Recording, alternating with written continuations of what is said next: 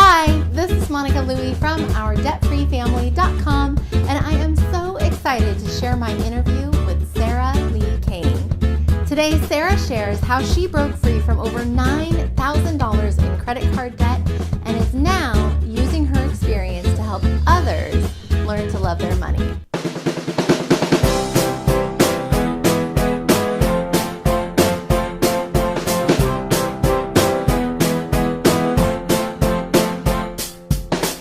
Sarah is a freelance writer and illustrator over at highfivingdollars.com. She believes in the power of storytelling, and she wants people to share their money stories to remove the stigma around money. An avid traveler, she believes that the way to a happy and productive life is to love your money and be compassionate when it comes to your finances. As you'll find out in the interview, Sarah paid off over $9,000 in credit card debt that she incurred from an unhealthy relationship. Stay tuned until the end of the interview because Sarah is also the creator of a brand new book. Now, this book is very different from any other personal finance book I've seen, and I think you'll find it fun too. So here is my interview with Sarah Lee Cain from highfivingdollars.com. Hi, Sarah. Thank you so much for joining us today. I'm excited to have you here to share your story. And I know my audience loves stories of people who have fought debt and won, and I love sharing them. So thank you so much for being here. No, I'm happy. Thank you for inviting me on. So let's jump in. Are you ready? Yes. Okay. So your story about getting into debt is a little different from the others that I've shared on my blog and YouTube channel. So tell us, how did you get into debt? What kind of debt was it? And how much debt did you have? Okay, so what had basically happened was when I graduated, I had an opportunity to go to Australia to work there. And so I was dating somebody at the time, and I basically said, I'm going, buying a one-way ticket. And he said, okay, I'm coming with you. And so what happened was long story short, I felt kind of a pressure to take care of him, quote unquote. And so when I moved there, I basically got the apartment, I got everything settled in, and then he moved to be with me a few months later. And so what had happened was he's like, oh, I need to find a job. I need to get on my feet. Can you help out with the bills while I get that sorted? And I said, okay. And so what had ended up happening was I ended up paying for all the groceries, the rent, transportation, things like that. I even arranged kind of social outings that I, through work and things like that. And then what had happened was I ended up getting a promotion.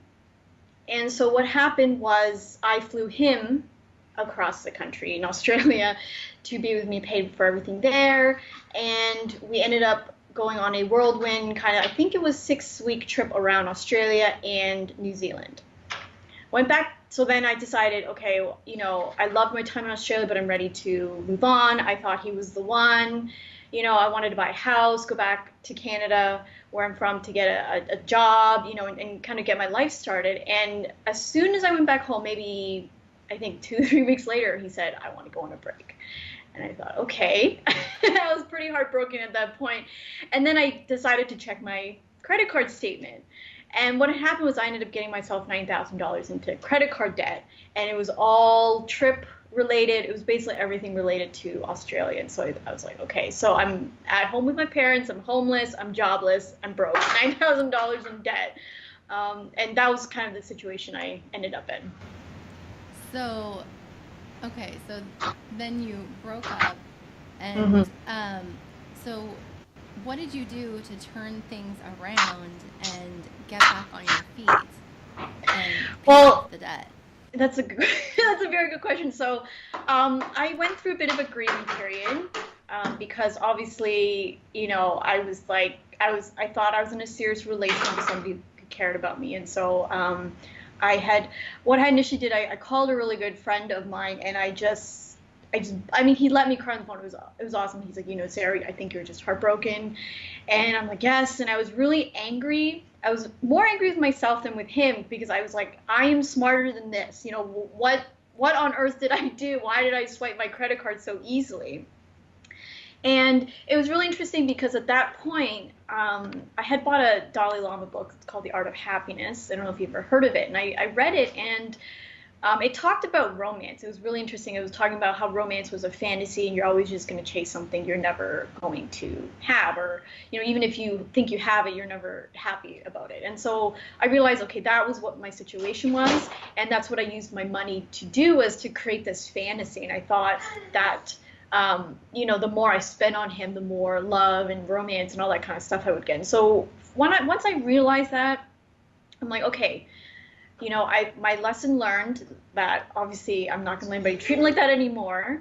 And so what I ended up doing was I went back to the restaurant I worked at when I was in college, and I went at working about 3 retail jobs as well, just to kind of save up money. Then basically what happened was I had an opportunity to go to South Korea to teach. I had a friend there, and she's like, oh, my school's hiring. Would you like to join me? And I thought, okay, I'm not done with this traveling stuff. I'm single and I can do what I want. So I ended up going there, which really worked in my favor, because the advantages of being a teacher overseas is that you're getting a free flight from your home country there and back once a year, and you also get your rent subsidized. And so, whatever I paid in rent back home, I basically put that towards the debt. And standard of living in Asia is fairly low, depending on which country, but in South Korea, it's pretty low. And so I ended up saving half my income and being able to pay down my debt in about a year. Wow. So you paid off the $9,000 credit card in a year. That's great. Yes. Yeah. And that felt awesome. The last credit card statement, I'm like, yes, it's 0. That's awesome. So what did you do to celebrate then at that point? I actually went on a trip and I put on my credit card. But no, I had the cash, but I ended up going on a trip to Mongolia. I met some awesome friends that I still keep in touch with. I met them, this was about almost 10 years ago. So, and it was great. It was funny because I didn't feel like I truly broken up with my boyfriend until I paid off that debt. Like that last kind of payment was like, I'm done, that's it. I can move on and, enjoy more of my life. So you put that trip on the credit card, but you paid that off, I assume? Yes, I did. Okay. I did. I had to pay it on the credit card. They wouldn't accept anything other than that. So. Okay. All right, great. So, and then what lessons did you learn in going through this experience of, getting into debt while being in love in this relationship? What lessons did you learn from that whole thing? So I think for me, the biggest lesson was setting boundaries. I didn't realize that all of my spending at that point was emotional. There was a memory I really recall, and I talk about this all the time, is when I first got that promotion, and the company in Australia was going to fly me, basically, and all expenses paid to train this person and to work there. And I remember running to the cafe where he had worked at the time, and I said, I just told him good news, and I just remember the look on his face, and I remember the body language, and I all of a sudden just blurted out, like, I'll pay for everything. And I keep going back to that memory because it was such an emotional memory for me. I remember I wanted to be proud that I've gotten this promotion, but then I wasn't because he wasn't. He was angry for whatever reason. And so all I remember was I'm spending money to make him happy, and whatever that was. I'm spending money to make myself feel like I'm in love, whatever that was. And so I realized that that's not what I want. I want to be able to use my time and energy in a better way, in a more productive way. And so I also noticed that when I was paying down my debt, I let go of some friendships and people. And it wasn't, it's not that they're bad people. It's just, I either outgrew the friendship or, we weren't a good fit anymore. And so I think that was the biggest lesson I've learned, is that I need to put boundaries for my sake. And because if I'm not happy and if I'm just drained, then everyone else around me is going to be the same way. Right. And so if there are people watching this and they find themselves in that situation where they find themselves in this relationship where they're, maybe trying to buy the love of the other person, or, spending their money to try and keep that person happy, what advice do you have for somebody in that situation?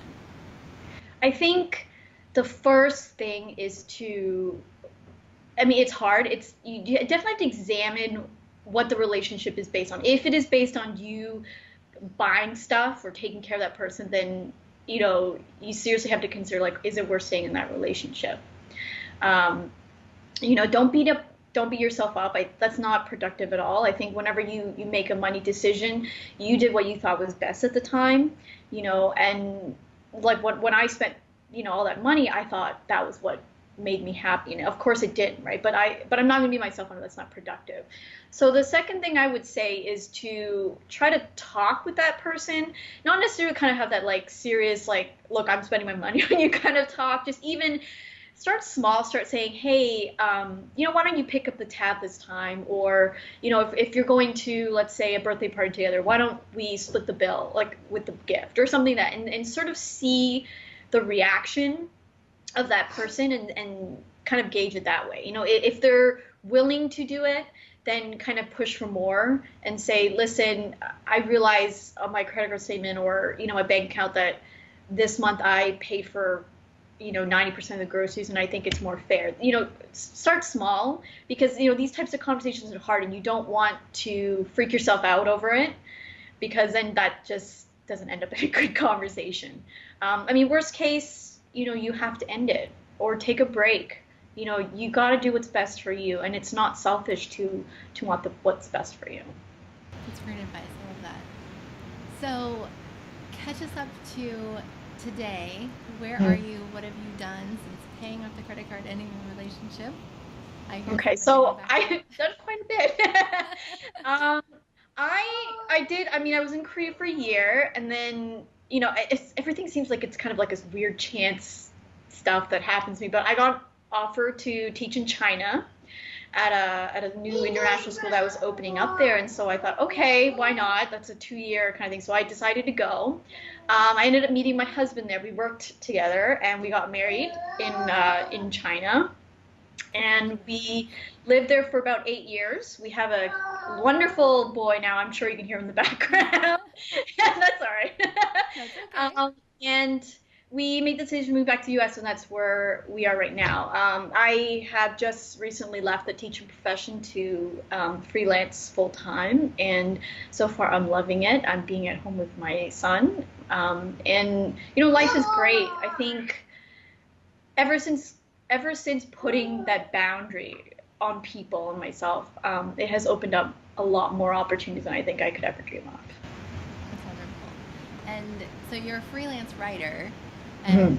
and you have this wonderful blog, highfivingdollars.com, and um, you have a brand new coloring book coming out. Yes, So that you was sent just me a copy, so you can see I can it. actually show the proofs that came today. This whole thing. Oh, good. Yay! Yay. I printed out. So I've got mine on paper. So I'm going to be going through this.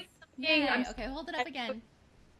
Okay, so this is the big size coloring book, and then I actually also had a coloring notebook. So I thought, Oh, why nice. not both at the same time? So you can kind of, I'll show the inside here. You can kind of write notes, and there are pages to color. So yeah, so I'm super excited. It was actually a challenge I set for myself. I thought, I need something creative. It was really draining moving back from China to this. It was kind of a 2-month process.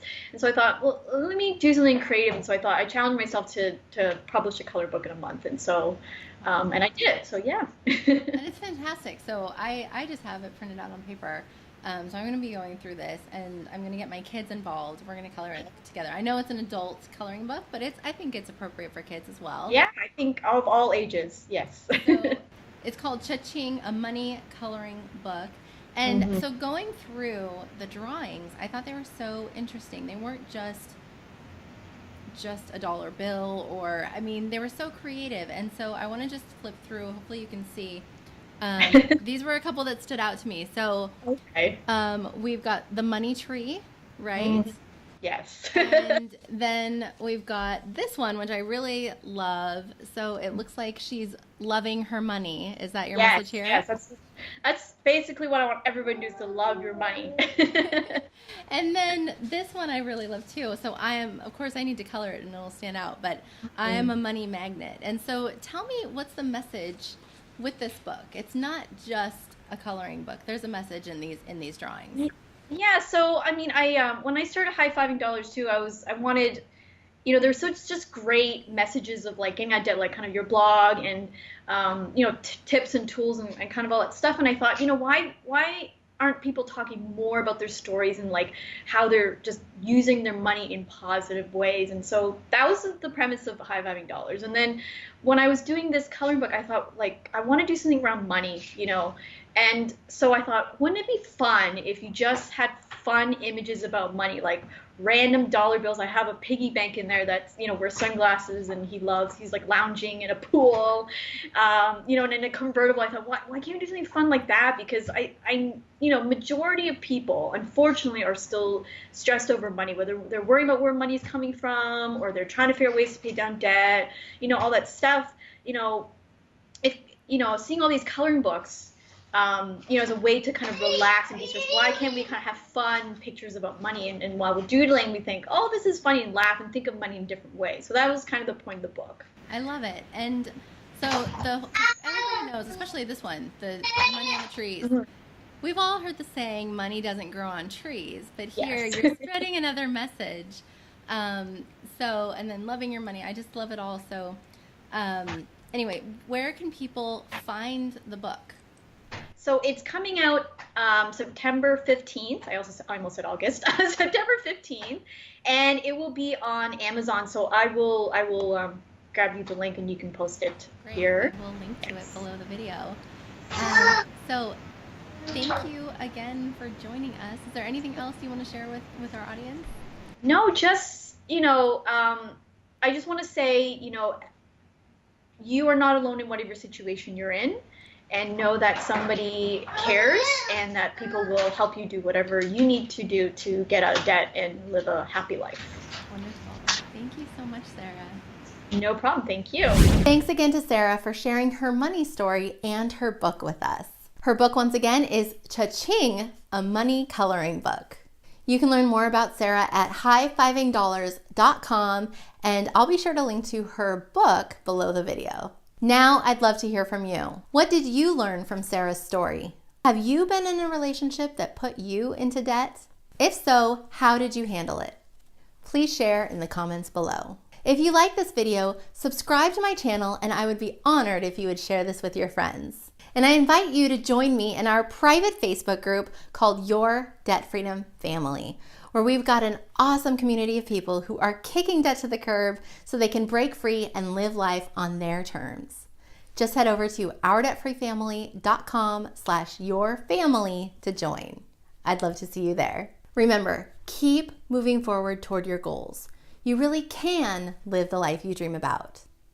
Thank you so much for watching, and I'll see you next time. If you're ready to master your money and eliminate your debt stress forever, go to ourdebtfreefamily.com/free20 to schedule a free 20-minute power session with me. There's no obligation, and this is a great way to learn more about how I can help you.